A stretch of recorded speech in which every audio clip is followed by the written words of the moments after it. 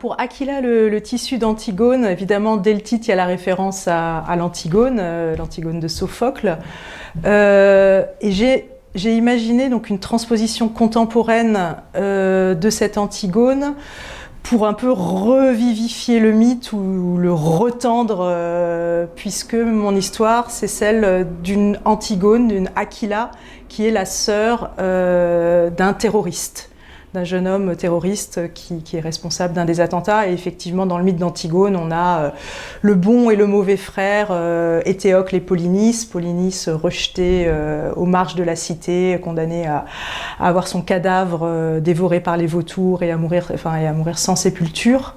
Et pour moi, l'équivalence, c'était finalement, ces jeunes français terroristes dont la France ne veut pas, puisque les maires refusent d'enterrer ces terroristes dans la commune, donc ce problème de la sépulture, et d'avoir une sœur qui tout d'un coup veut rendre hommage, ou en tout cas rendre les honneurs funéraires à ce frère coupable, ce frère terroriste.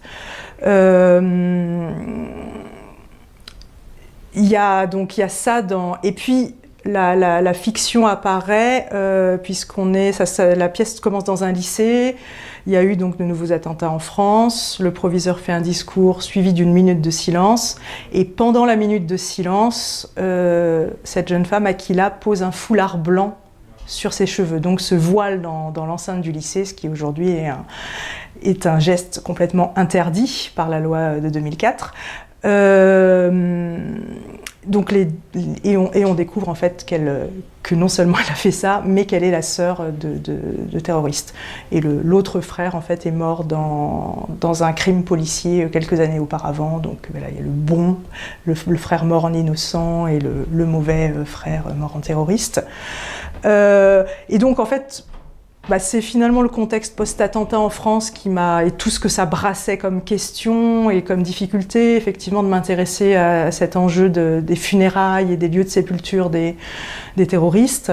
Et puis, quelque chose qui me préoccupe depuis longtemps, dû à des rencontres, cette question du foulard en France et de l'hystérie collective qu'il y a sur ce simple morceau de tissu, qui est aussi un signe religieux, qui peut être aussi un signe politique, qui est un signe.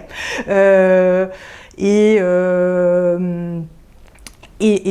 cette interrogation aussi sur cette loi d'interdiction des signes religieux à l'école qui a créé aussi toute une hystérie autour de ça, un peu plus grande que la problématique dont il s'agissait, et puis toutes les contradictions qui sont à l'intérieur, puisque finalement on demande aux jeunes filles d'enlever ce foulard si elles veulent accéder à l'école. Et pour moi, l'enjeu d'accéder à l'école est vraiment le plus important, quoi qu'on ait sur la tête, etc., etc. Et puis interroger, en fait, aujourd'hui, ces différentes visions de la laïcité et du vivre ensemble qui s'opposent en France et de la République. Et je me sentais un peu légitime de le faire, puisque à la fois...